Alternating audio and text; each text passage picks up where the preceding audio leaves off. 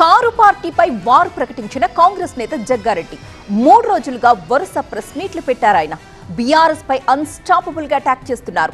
రజతోత్సవ సభ నుంచి మొదలు పెడితే ఎన్డీఎస్ఏ రిపోర్ట్ వరకు తనదైన శైలిలో రివర్స్ అటాక్ చేశారు TPCC working president. Harish Rao వ్యాఖ్యలపై ఫైర్ అయ్యారు జగ్గారెడ్డి. బీజేపీ కాంగ్రెస్ ఒక్కటే అని ఏ ప్రాతిపదికన అంటారని నిలదీశారు.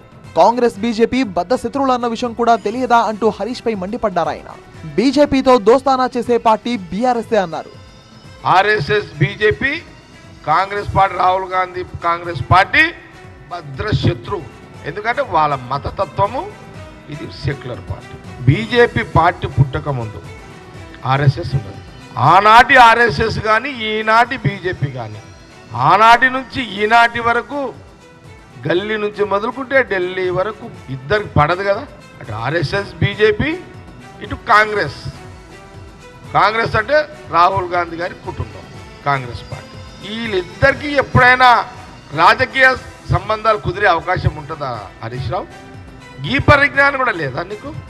రజతోత్సవ సభలో కేసీఆర్ చేసిన వ్యాఖ్యలపైన కౌంటర్ ఇచ్చారు జగ్గారెడ్డి. రుణమాఫీ విషయంలో బీఆర్ఎస్ చీఫ్ చెప్పినవన్నీ అబద్ధాలే అన్నారు. 10 సంవత్సరాలు 20,000 కోట్ల రుణమాఫీ శభాష.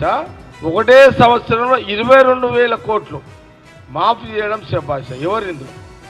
రాహుల్ గాంధీ, రేవంత్ పై కేసీఆర్ చేసిన వ్యాఖ్యలకు కౌంటర్ ఇచ్చారు జగ్గారెడ్డి. మీరు రాహుల్ గాంధీ గారి గురించి అనుచిత వ్యాఖ్యలు, తొందరపడి మాట్లాడ బేషరత్కి క్షమాపణ చెప్పాలని కాంగ్రెస్ పార్టీ కేసీఆర్ గారిని మీడియా ద్వారా కోరుతున్నది.